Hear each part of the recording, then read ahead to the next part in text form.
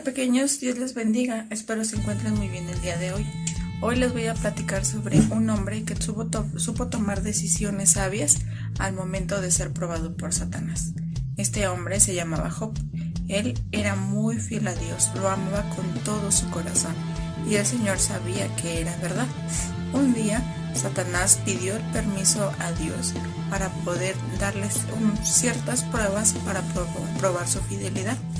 Dios le autorizó el darle permiso, sin embargo, no le dio permiso de matarlo. Un día, Satanás hizo que todo su ganado se muriera. Todo lo que él tenía se murió. Llegaron sus sirvientes y le dijeron que se había muerto todo su ganado. ¿Se imaginan? Todo lo que debe haber sentido Job era su fuente de alimento. ¿Y saben qué dijo? Dios dijo, Dios dio, Dios quitó. Entonces, Job le agradeció a Dios por lo que había pasado. Al siguiente día murieron todos sus hijos. Job tenía muchos hijos y al siguiente día Satanás hizo que todos sus hijos murieran. Cuando fueron los sirvientes a decirle esto a Job, Job se entristeció porque pues es un ser humano. Le dio mucha tristeza saber que sus hijos habían muerto. Su esposa estaba muy enojada, tenía mucho dolor en su corazón. Y su esposa le empezaba a decir, reniega de tu Dios, mira todo lo que ha pasado a tu alrededor. ¿Y dónde está tu Dios? No te ha ayudado. Pero Job se mantenía firme en su fe. Al siguiente día a Job le cayó una enfermedad en donde le salieron llagas en todo su cuerpo. Imagínense, le ardía muchísimo, eran así como ámpulas. Imagínense tener eso en todo el cuerpo. Pobre de Job, debió haber sentido mucho dolor. Sin embargo, él no se desanimó, él siguió poniendo su fe en Dios. Cuando Satanás vio eso, el Señor ya no le permitió que le hiciera más daño. ¿Qué podemos aprender de este gran hombre? Job, a pesar de todas las pruebas que él tuvo y que Satanás le envió, él fue fiel y firme en su fe. Nosotros tenemos que aprender a tomar decisiones sabias como las hizo Job. A veces Dios pone pruebas en nuestra vida. Nosotros tenemos que aprender a sobrellevarlas y a confiar siempre en Él. Porque si Dios nos manda una prueba es para ayudarnos a reforzar algo en nuestra vida. Bueno niños, espero que hayan aprendido, que tomen en práctica esta historia que les acabo de contar y también espero que estén muy bien. Dios les bendiga y nos vemos a la próxima.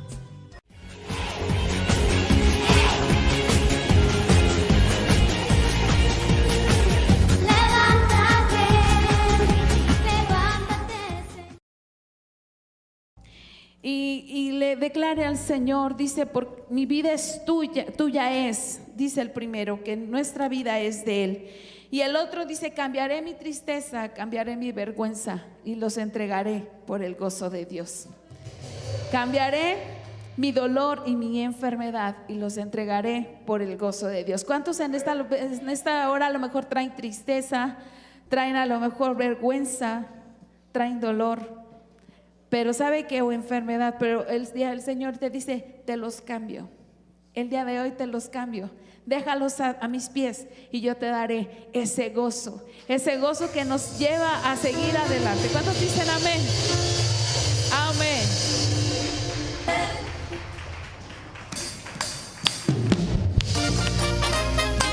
Aleluya tu nombre, Señor.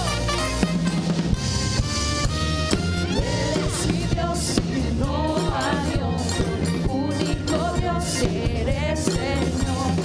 Tú nos das paz, vida y prosperidad, oh Dios. Tú eres Señor. Tú eres Señor. Hey. Tú eres mi Dios y no hay otro, único Dios eres, Señor. Tú nos das paz, vida y prosperidad, oh Dios. Tú eres Señor.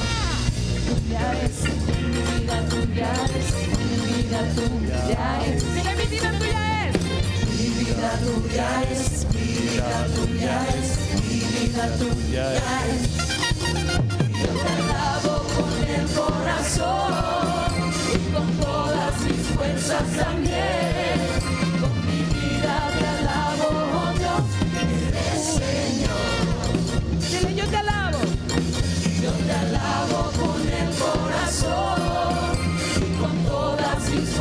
también. Con mi vida te alabo, oh Dios, eres Señor. Tuya es, mi vida tuya es, mi vida tuya es. Mi vida tuya es, mi vida tuya es, mi vida tuya es. Y yo te alabo con el corazón y con todas mis fuerzas también. Con mi vida te alabo, oh Dios, eres Señor. Dile, yo te alabo. Te alabo con el corazón y con todas mis fuerzas también. Mi vida te alabo, eres Señor. Mi vida tuya es, mi vida tuya es. Mi vida tuya es, mi vida tuya es, mi vida tuya es. Y yo te alabo con el corazón. Dile. Y con todas mis fuerzas también. Con mi vida te alabo, oh Dios. Eres Señor. Eres Señor. Eres Señor. Eres Señor.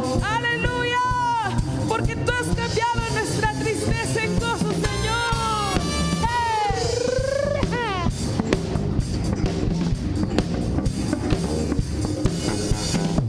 Cambiaré mi tristeza. Cambiaré mi tristeza. Cambiaré mi vergüenza. Los entregaré por el gozo de Dios. Cambiaré mi dolor y mi enfermedad. Los entregaré por el gozo de Dios. Sí, Señor. Sí, cambiaré mi tristeza. Sí, cambiaré mi vergüenza. Los entregaré por el gozo de Dios. Cambiaré mi dolor. Cambiaré mi dolor y mi enfermedad. Los entregaré por el gozo de Dios. Sí, Señor. Sí, Señor. Sí, sí, Señor. Sí, Señor. Sí, sí, Señor. Sí, Señor. Sí, sí, Señor. Amén. Oh, oh, oh. Sí, Señor. Sí, sí, Señor. Sí, Señor. Sí, sí, Señor. Sí, Señor. Sí, sí, Señor. Amén. Oh, oh. Estoy atribulado, Pero nunca derrotado. ven, maldiciones no me afectan.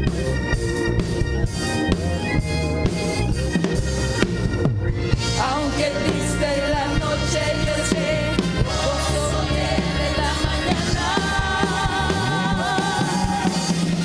Cambiaré mi tristeza, cambiaré mi vergüenza. Los entregaré por el gozo de Dios. Cambiaré mi dolor y mi enfermedad. Los entregaré por el gozo de Dios. Oh, hay gozo. ¿Cuántos tienen gozo en esta hora? ¿Cuántos pueden decir queremos de tu gozo, Señor? Ese gozo que se renueva cada mañana al despertar. Gozo queremos de ti, Señor. Dile, despierta. Despierta. Hay gozo aquí. Despierta. Hay gozo aquí. Despierta.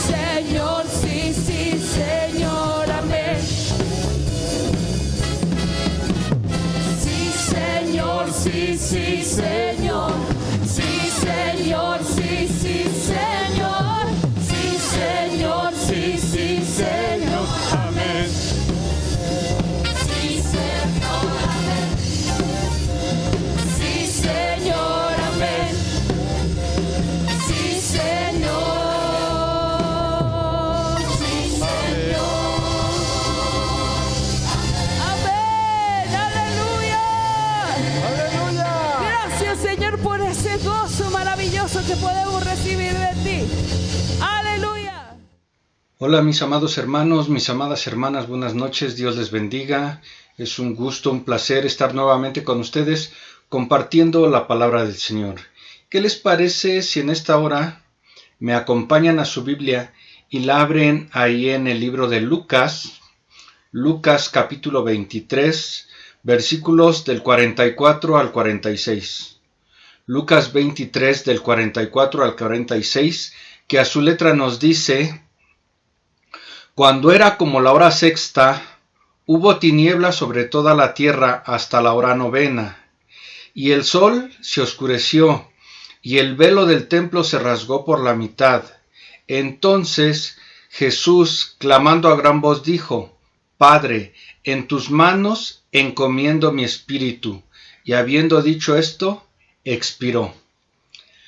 Hagamos una oración. Bendito y amado Padre, una vez más estamos delante de tu presencia, agradeciéndote, Señor, porque tú permites y pones estos medios para que podamos seguir compartiendo tu bendita palabra. Gracias te damos por tu misericordia, por tus cuidados que has tenido para con nosotros. Y en esta hora te pido, Señor, el auxilio de tu Espíritu Santo sea con todos y cada uno de nosotros.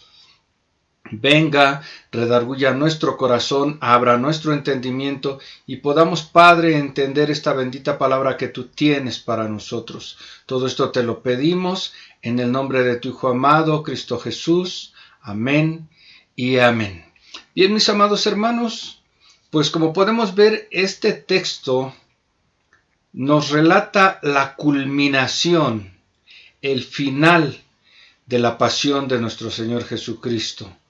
Después de haber él sido azotado, después de haber sido golpeado, después de haber sido crucificado, llega la culminación y nuestro Señor Jesucristo da las últimas palabras al decir: Entonces Jesús, clamando a gran voz, dijo: Padre, en tus manos encomiendo mi espíritu. Y habiendo dicho esto, expiró.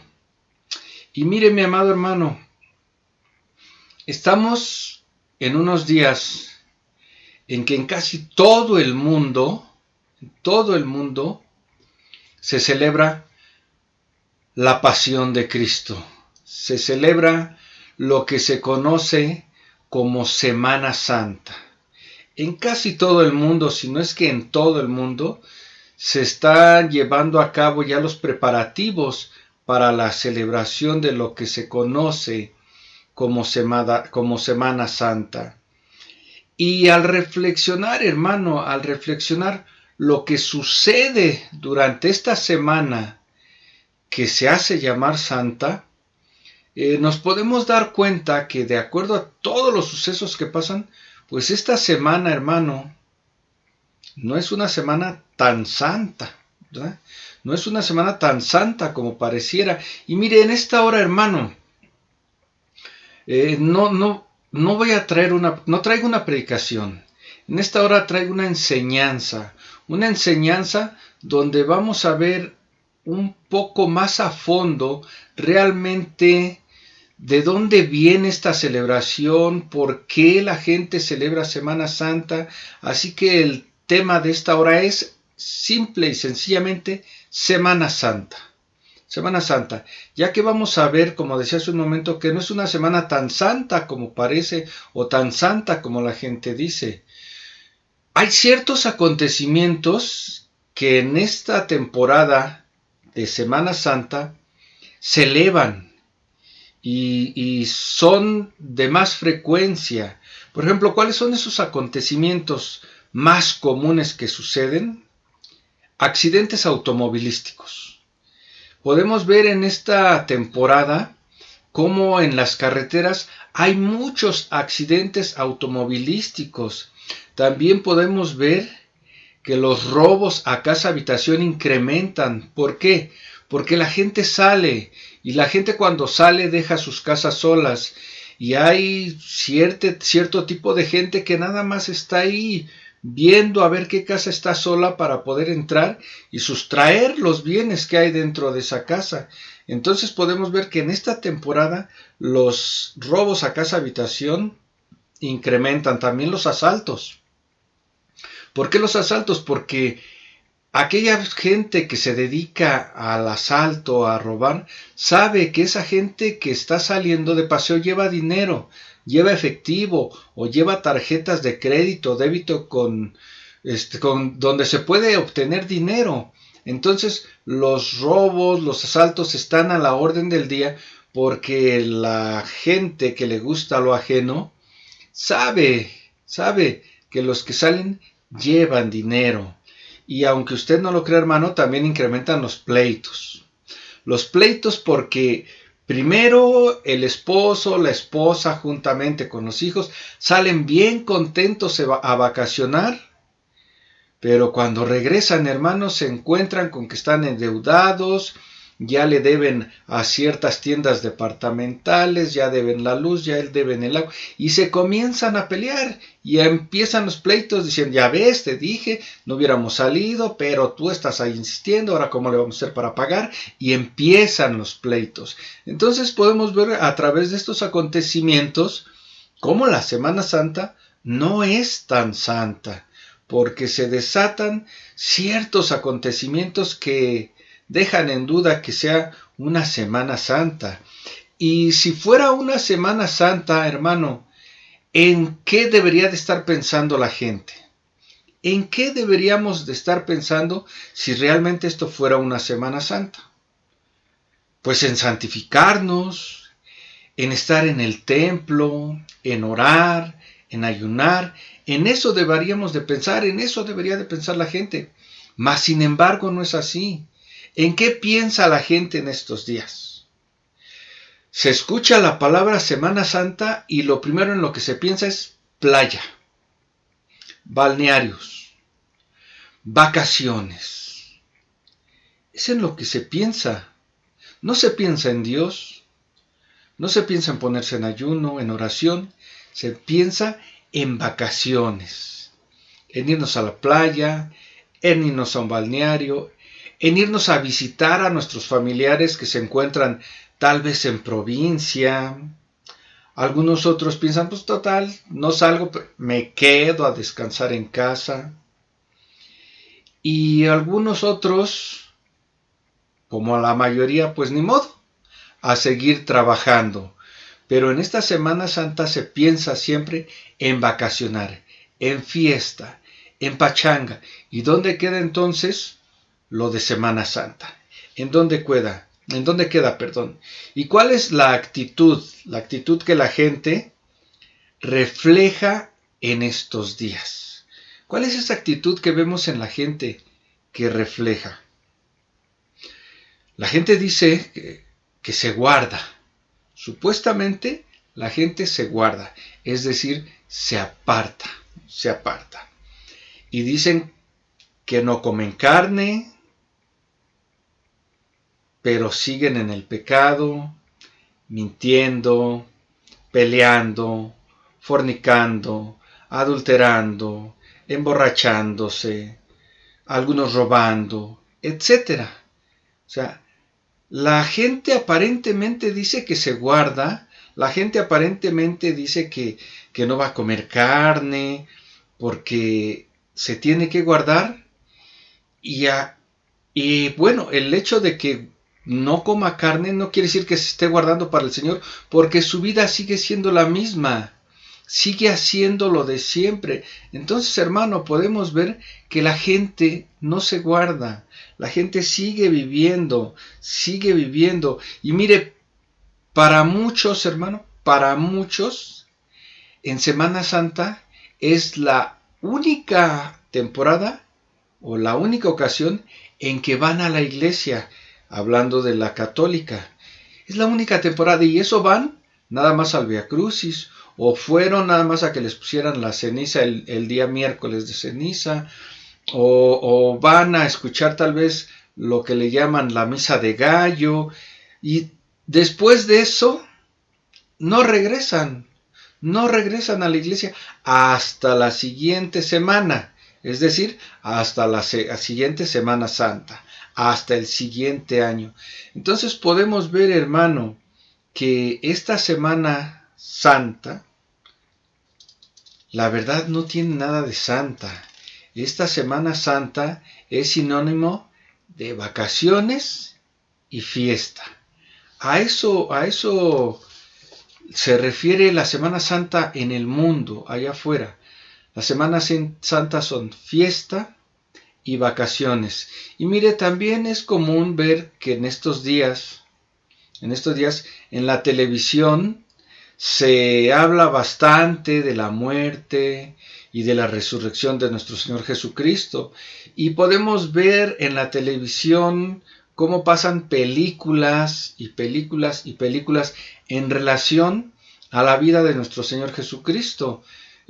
Pasan la película de la Pasión de Cristo, el Mártir del Calvario, y bueno, algunas otras que ya son clásicas, ¿verdad? Que son clásicas. Y en la televisión nos bombardean de todo eso. Pero, hermano, ¿para qué queremos estar viendo una película de un personaje que se hace pasar por nuestro Señor Jesucristo? ¿Para qué queremos que nos estén bombardeando con historias a medias? Porque a veces no sé si usted ha cotejado las historias que pasan en la televisión con lo que realmente la Biblia cuenta. Y dentro de las películas hay mucha fantasía y a veces quedan alejadas de lo que realmente los evangelios nos narran de la vida de nuestro Señor Jesucristo. Entonces, hermano, en estos tiempos, en esta semana, en esta temporada de Semana Santa, vamos a estar viendo en la televisión muchas de esas películas, pero yo creo que como verdaderos cristianos lo mejor es que nos empapemos estudiando la Biblia y no viendo esas películas que a la final pues son solamente historias a medias. Nos cuentan cosas a medias que a veces quedan muy alejadas de la realidad. Y entonces, hermano, para que podamos entender este mensaje, empecemos por el principio. ¿Dónde se origina o de dónde viene el origen de la Semana Santa? ¿De dónde viene el origen de la Semana Santa? Mire, los evangelios usted ya los conoce, Mateo, Marcos, Lucas y Juan, nos hablan de la crucifixión y resurrección de nuestro Señor Jesucristo. Pero ¿sabe qué? Pasa algo. Ahí en esos evangelios no encontramos ninguna ordenanza por parte de Jesús o por parte de los apóstoles a la iglesia primitiva para que se llevara a cabo la celebración de Semana Santa. No lo hay. En los evangelios únicamente nos narra la vida de nuestro Señor Jesucristo cuando estuvo aquí en este mundo, cuando estuvo en la tierra, pero no podemos encontrar ninguna enseñanza acerca de celebrar la Semana Santa. Los apóstoles no se lo enseñaron a la iglesia primitiva. Miren, la Biblia nos narra también que la crucifixión de nuestro Señor Jesucristo tuvo lugar durante la Pascua judía, ya que la propia pasión de Cristo coincidió con esta celebración. La pasión de nuestro Señor Jesucristo coincidió con la celebración de la Pascua de los judíos. Por eso, hermano, es que se considera al Mesías como el Cordero de Pascua. El Cordero del que se habla en el libro de Éxodo. El Cordero que se sacrificó por usted y por mí para el perdón de nuestros pecados. Entonces, hermano, según el historiador Rodrigo Moreno Geira, dice que hay registros desde el siglo IV, en la época del emperador Constantino, que hablan del Vía Crucis como tradición y costumbre de aquellos tiempos del siglo IV. Entonces este historiador, Rodrigo Moreno, nos dice que en la época de Constantino era una costumbre y era una tradición llevar a cabo este Via Crucis. Y también hay un relato de una peregrina, así le llaman, una peregrina llamada Ergiria, y esta peregrina pues era una escritora española, Ergiria, y ella demuestra que esta práctica devocional existía ya en el siglo IV en el Imperio Romano. Entonces, la Iglesia Católica dice que la Semana Santa está basada en lo que narran los 4 evangelios que se encuentran en la Biblia. Pero volvemos a recalcar que en la Biblia no vemos que ni nuestro Señor Jesús ni los apóstoles enseñaran que se tenía que celebrar la Semana Santa. Entonces es algo que no encontramos en la Biblia. Ahora bien, ¿se ha dado usted cuenta que la Semana Santa siempre cambia de fecha? ¿Se ha dado cuenta que a veces es en abril, a veces es en marzo, a veces en la primera o segunda semana? ¿Por qué ese cambio de fecha? ¿Por qué cambia de fecha la llamada Semana Santa cada año? Bueno, mire, la Semana Santa se celebra exactamente en los días en que cae la primer luna llena después del equinoccio de primavera. La Semana Santa se va a llevar a cabo la primer luna llena después del equinoccio de primavera. En este año del 2021, el equinoccio de primavera fue el 20 de marzo. Y la primer luna llena después del equinoccio de primavera va a ser el domingo 28 de abril de este 2021. Entonces podemos ver cómo la Semana Santa se va moviendo de acuerdo al día en que caiga el equinoccio de primavera y al día en que caiga la primer luna llena después del equinoccio de primavera. Entonces también sabemos que la Semana Santa se mueve cada año y esta es la razón por cual se lleva a cabo dicho movimiento. Además, hay que recordar que se celebra en la semana de la Pascua judía, ¿sí? La Semana Santa también se celebra en la semana de la Pascua judía. Ahora déjeme decirle que para la religión judía la Pascua es una festividad solemne que celebra la libertad del pueblo hebreo de la esclavitud de Egipto, y esta la podemos ver relatada en el libro del Éxodo en el Antiguo Testamento. Ahora bien, los judíos comen el cordero pascual en la víspera del 15 de Nisán, el primer mes del calendario judío. Jesús, nuestro Señor Jesús, celebró la última cena durante la Pascua judía, es decir, el 14 de Nisán. ¿Sí? Ahora, Jesús murió en la cruz el 15 de Nisán y resucitó el domingo siguiente, que en ese año fue el 17 de Nisán. Entonces, hermano, es muy difícil pasar una fiesta antigua del calendario judío que se basa en la luna al nuestro, que es un calendario solar. Sí, es muy difícil que se acomode, que podamos pasar una fiesta del calendario lunar al calendario solar. Es por eso, hermano, que la Iglesia Católica se basa en los equinoccios de primavera y en los equinoccios de lunares para que la Semana Santa coincida con la Pascua judía. Entonces, es por eso que nunca va a ser la Semana Santa en la misma fecha. ¿Por qué? Porque la celebración de la Pascua judía siempre se va a estar moviendo. Nunca va a ser en los mismos días. Siempre se va a mover de acuerdo al movimiento de la luna. La luna llena siempre va a caer a veces en el mes de la primera luna llena después del equinoccio de primavera. A veces va a caer en marzo y a veces va a caer en abril. Y es cuando los judíos celebran su Pascua.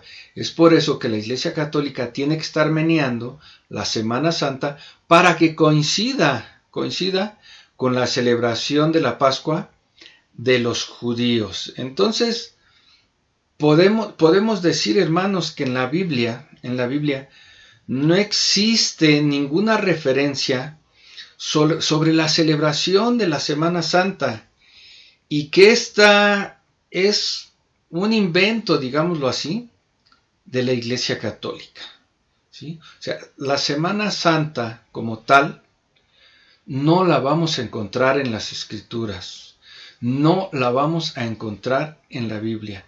Es una celebración que la Iglesia Católica ha querido llevar a cabo, y para poderla llevar a cabo la tiene que estar meneando para que coincida con la celebración judía.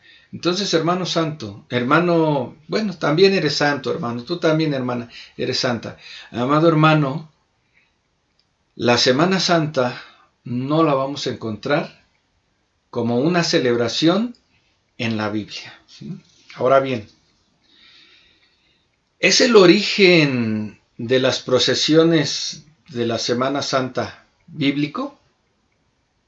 ¿Será bíblico el origen de las procesiones de la Semana Santa?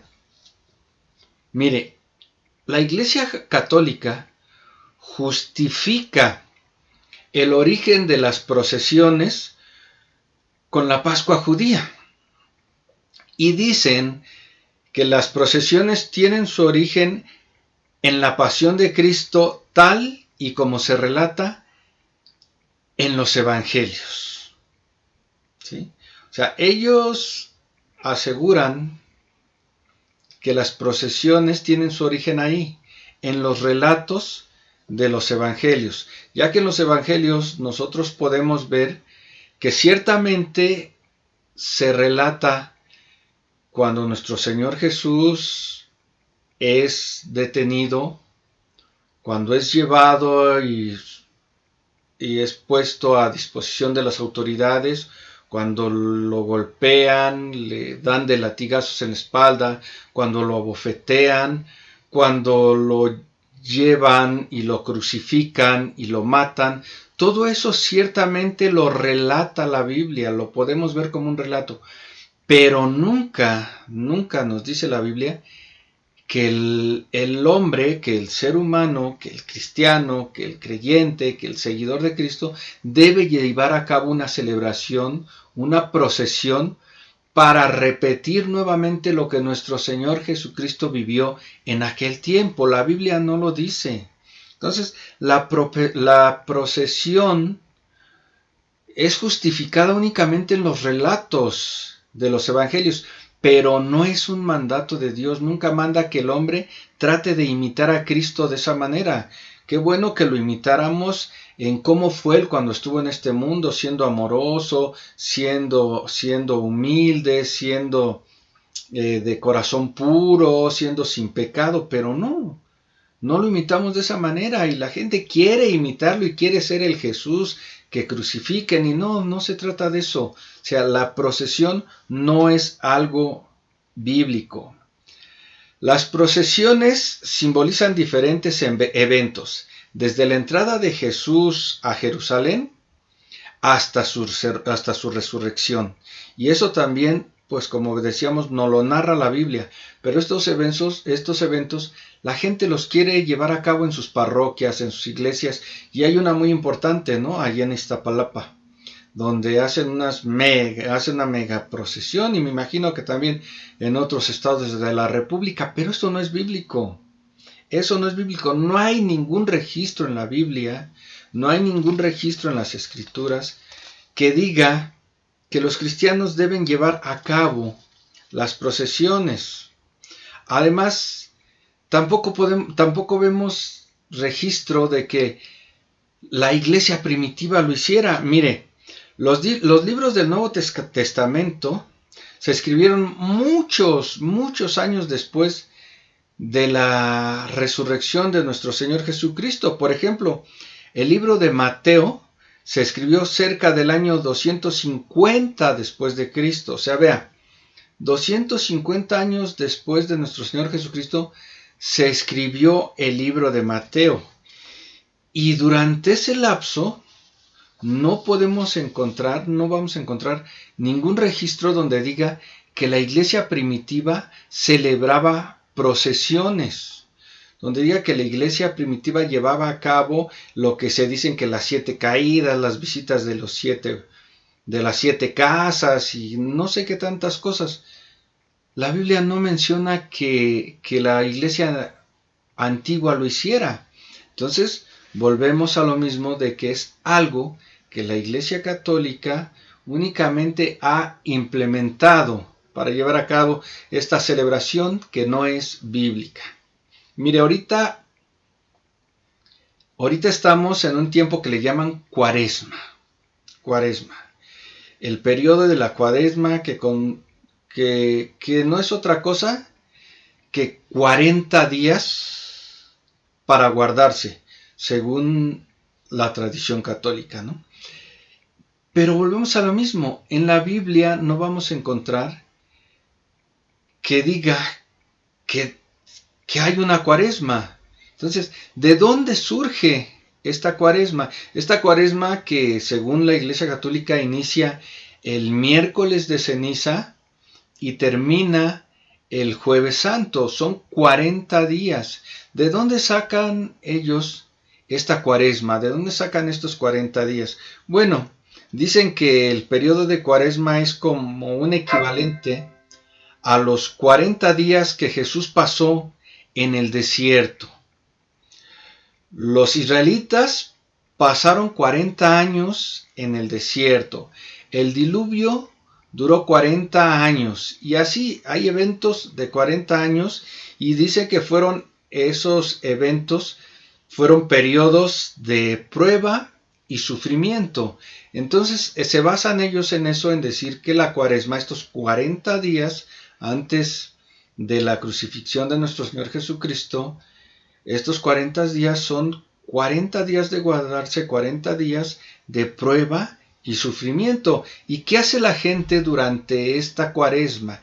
¿Qué hace la gente durante estos 40 días? Bueno, pues muchos de ellos practican el ayuno y la oración como sacrificio para renovar su fe y para consagrarse. Y déjeme decirle algo muy importante, hermano. De verdad, hay gente que sí lo hace de corazón. Hay gente que sí guarda estos días con un corazón sincero.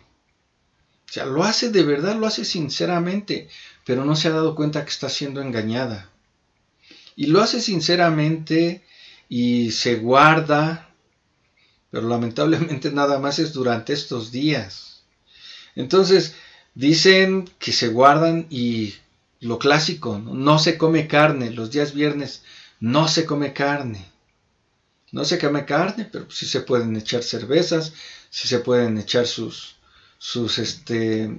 tequilas, ¿no? En fines de semana, pero no se come carne.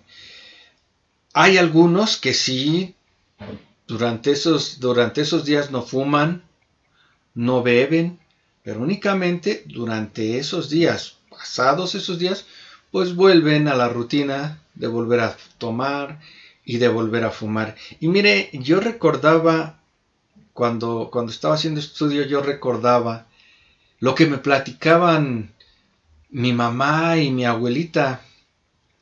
Y me decían que en aquellos tiempos la cosa era más solemne, que en aquellos tiempos, en estos días, no se podría ni siquiera ver televisión, ni escuchar radio.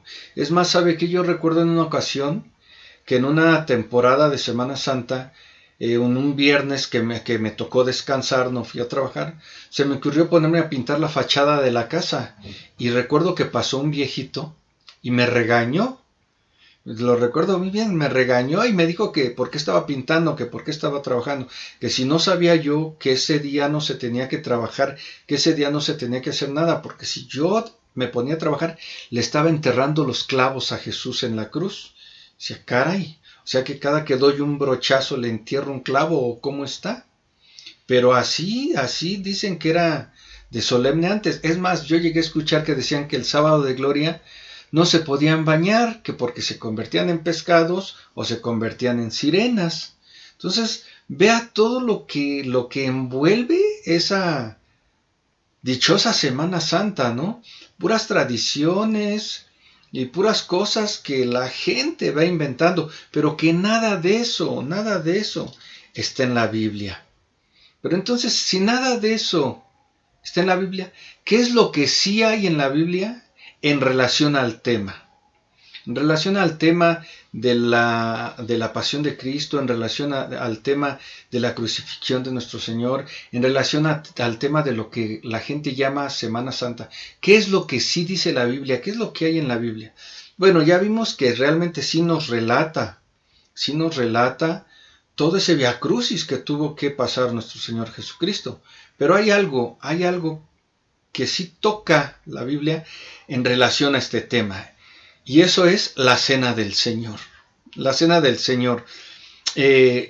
Vamos a ver Lucas 22, del 14 al 19. Lucas 22, del 14 al 19. Voy a leer la nueva versión internacional.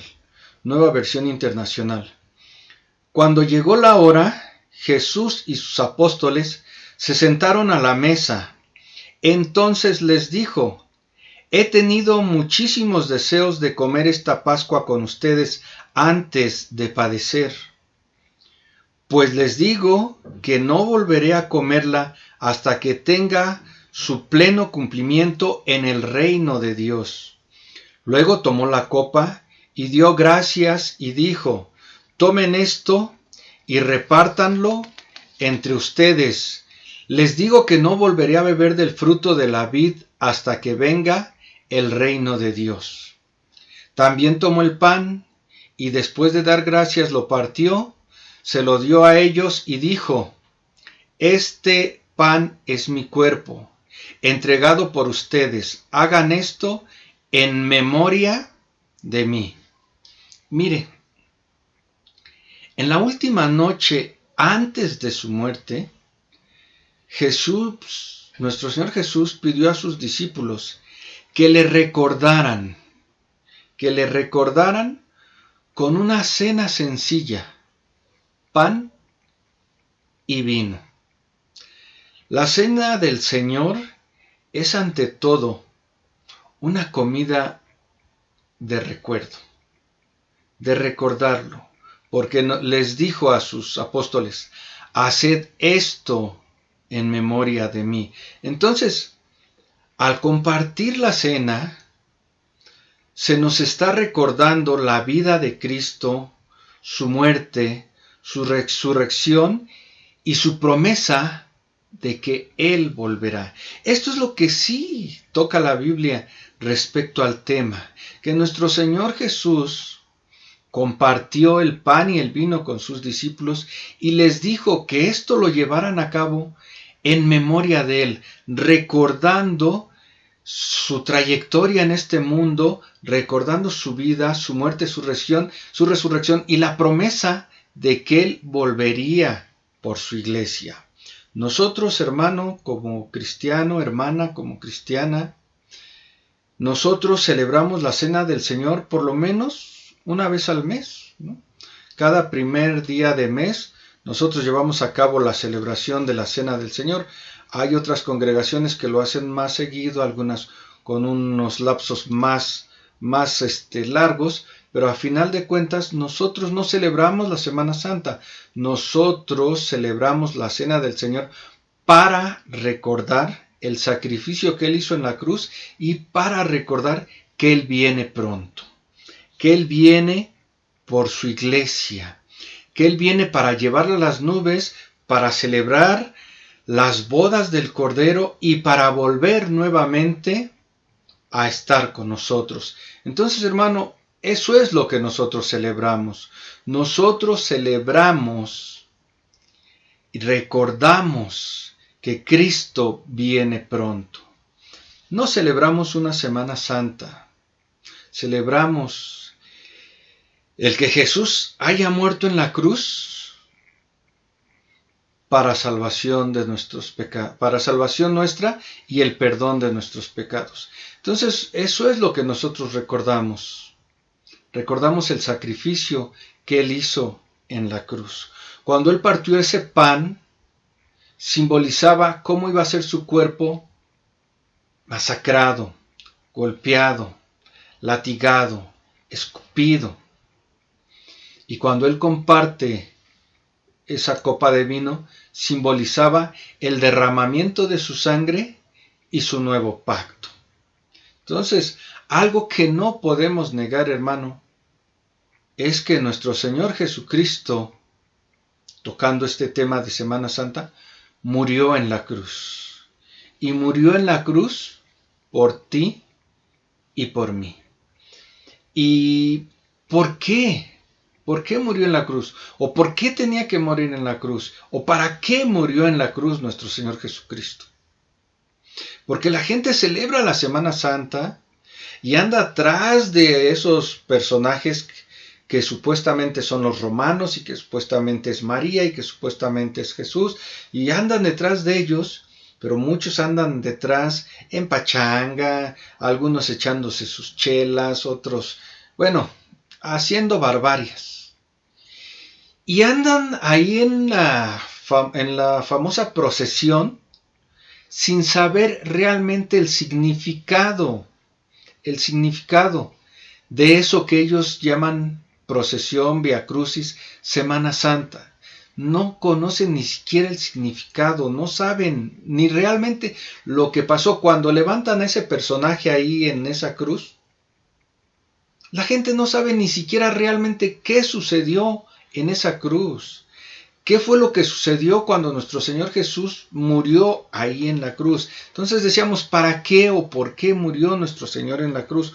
Hubo un por qué nuestro Señor murió ahí en la cruz. Y vamos a ver que ahí en la cruz, hermano, ahí en la cruz, Jesús atrajo al pecador. Juan 12:32 nos dice, y yo, si fuese levantado de la tierra, a todos atraeré a mí mismo.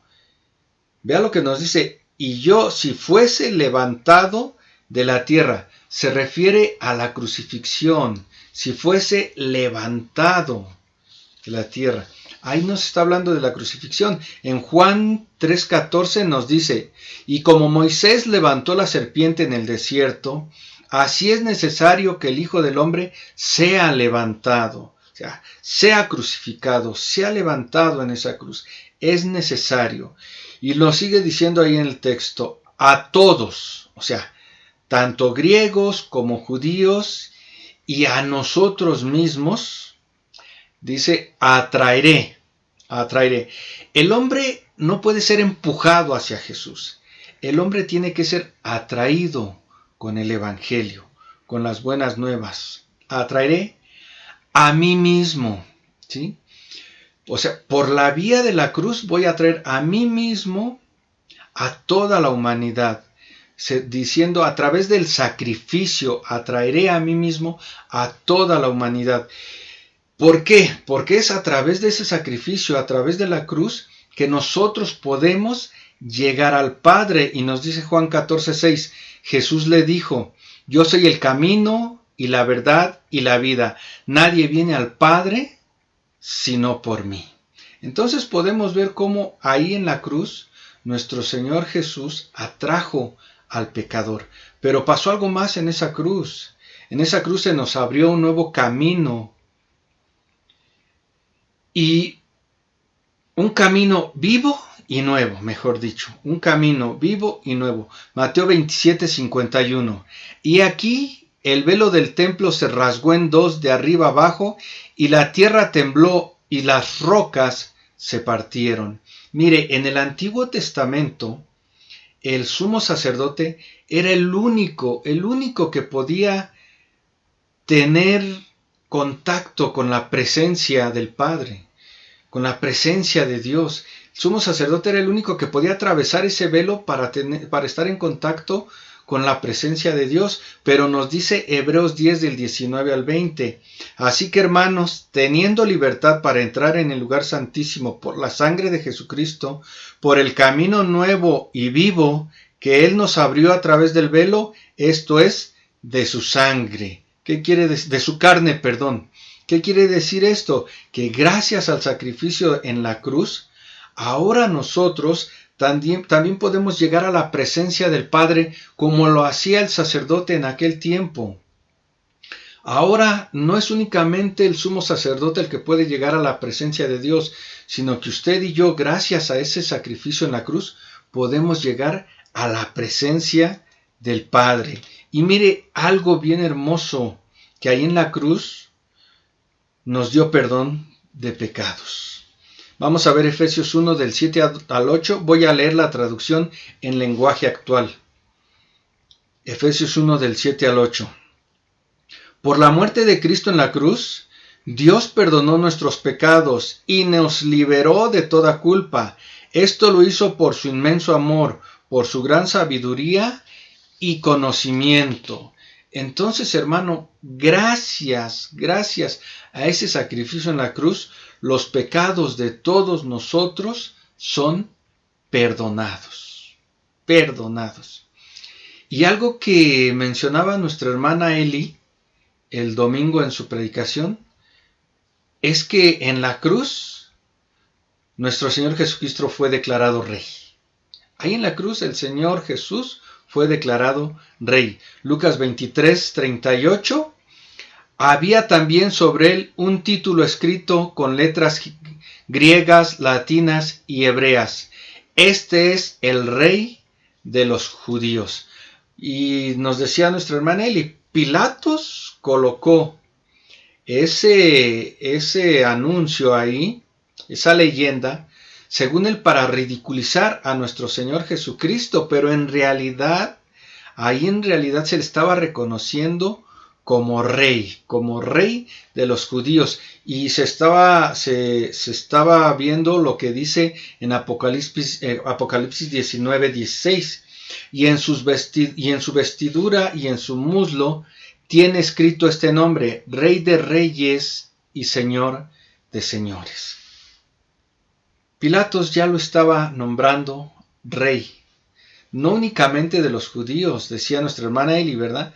También de los griegos, de los latinos, de los hebreos y de nosotros, de todo el mundo. Ahí en la cruz, hermano, Él anuló el acta que había en contra de nosotros. Colosenses 2:14 nos dice, anulando el acta de los decretos que había contra nosotros, que no era contraria, quitándola de en medio y clavándola en la cruz. Entonces vea cómo gracias al sacrificio de nuestro Señor Jesucristo, nosotros ya no somos juzgados conforme a la ley del Antiguo Testamento. ¿Por qué? Porque ya ahora vivimos bajo la gracia de Dios. Romanos 3:24 nos dice, siendo justificados gratuitamente por su gracia, mediante la redención que es en Cristo Jesús. Entonces vea todo lo que ocurrió en la cruz. Y vamos a ver otro evento. En la cruz fuimos reconciliados con Dios. Efesios 2:16. Y mediante la cruz, reconciliar con Dios a ambos en un solo cuerpo, matando en ella las enemistades. Entonces vea, usted y yo, hermano, estábamos alejados de nuestro Dios, estábamos alejados del Padre, mas sin embargo, gracias al sacrificio de nuestro Señor Jesucristo, usted y yo volvimos a ser reconciliados con el Señor. Entonces, hermano, ¿a dónde lo quiero llevar? Lo quiero llevar a que veamos cómo todos estos acontecimientos, y hay más, ¿no? Hay más, pero el tiempo no nos alcanza. estos acontecimientos que ocurrieron en la cruz, la Biblia no los menciona, la Biblia no los relata, pero la gente que anda ahí en la procesión, en esta famosa procesión de Semana Santa, lo desconoce.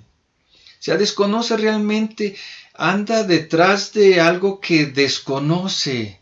O sea, desconoce realmente a qué vino nuestro Señor Jesucristo. Él vino a dar su vida por ti, por mí, vino a dar la vida también por ellos. Pero no han querido reconocerlo como su Salvador, no han querido reconocerlo como este Dios que se hizo carne y dio su vida por nosotros para que fuéramos reconciliados nuevamente con Él y para que no tuviéramos muerte, mas sin embargo tuviéramos vida en abundancia. Entonces, hermano, la Semana Santa no la encontramos en la Biblia, la Cuaresma no la encontramos en la Biblia, la procesión no la encontramos en la Biblia, pero en la Biblia sí encontramos todos estos eventos. Que en la cruz nuestro Señor nos perdonó nuestros pecados, nos atrajo hacia Él, clavó en la cruz fue declarado rey. Entonces, hermano, la Semana Santa no es otra cosa más que algo que la Iglesia Católica ha querido aportar a sus costumbres y a sus tradiciones. No está en la Biblia. Y déjeme decirle algo, usted y yo no celebramos una Semana Santa, usted y yo celebramos una vida santa, no únicamente esos 40 días, sino los 365 días del año. Usted y yo tenemos que celebrar una vida santa durante todo el año. Durante todo el año. Porque nos dice 1 Pedro 1:16, porque escrito está, sed santos, porque yo soy santo. Hechos 12:14 nos dice, seguid la paz con todos y la santidad, sin la cual nadie verá al Señor. Entonces, hermano, la Semana Santa para nosotros es algo que ni siquiera nos debería de llamar la atención. Porque usted y yo tenemos que vivir una vida santa. Una vida santa porque dice la Escritura que sin santidad nadie verá al Señor. Entonces, frente a estas realidades, o frente a esta realidad nos podría surgir una pregunta. ¿Entenderá realmente la gente lo que significa Semana Santa? ¿Será esta celebración religiosa tan solo una excusa para vacacionar? Si pudiéramos darle un significado a la Semana Santa, hermano, si usted pudiera darle un significado a la Semana Santa, ¿qué significaría para usted la Semana Santa? ¿Qué significaría para usted la Semana Santa si pudiera darle un significado? ¿Qué significaría? Bueno, tal vez podría significar una oportunidad para compartir el Evangelio. Una oportunidad para acercarnos a esta gente que practica esto y decirle, oye, ¿realmente entiendes la Semana Santa? ¿Realmente sabes qué es lo que ocurrió ahí en la cruz? ¿Realmente has comprendido que Jesús vino y murió por ti para perdonar tus pecados? Tal vez podría ser para nosotros una oportunidad de poder llevar a la gente a los pies de Cristo, de explicarles realmente lo que la Biblia enseña, lo que la Biblia dice de nuestro Señor Jesucristo, lo que la Biblia dice de las buenas nuevas. Tal vez sería esa la oportunidad de que aprovechemos en esta semana que tal vez hay gente que sí está sensible y podamos compartirle el Evangelio y podamos llevarlos a los pies de Cristo. Entonces, hermano, si pudiéramos darle un significado a esta Semana Santa, démosle ese significado, una oportunidad para llevar a la gente a los pies de Cristo. Hagamos una oración, hermano. Bendito y amado Padre, una vez más te damos gracias, Señor, porque tú has permitido que en esta hora se pudiera compartir tu bendita palabra. Gracias te damos, Señor, por este estudio que pudimos llevar a cabo, y te doy gracias, Padre, porque en esta hora tú nos has enseñado que nosotros no tenemos que vivir una Semana Santa, sino tenemos que vivir una vida santa donde te podamos agradar, una vida santa donde podamos apartarnos de todo aquello que no te agrada, donde nos podamos apartar del pecado, de las costumbres paganas, de las prácticas religiosas, y que podamos, Padre, entregarnos a ti en vida, en cuerpo, en alma y en espíritu. Gracias te damos, Padre, en esta hora, y ahora te pido, Señor, que seas con todos y cada uno de nosotros, y te pedimos, Señor, que nos sigas guardando. Gracias te damos, en el nombre de tu Hijo amado Cristo Jesús. Amén y amén. Pues bien, mis amados hermanos, esto es todo. Este fue un pequeño estudio acerca de lo que es la Semana Santa. Pues los anuncios ya los conocemos. El día de mañana tenemos estudio de varones.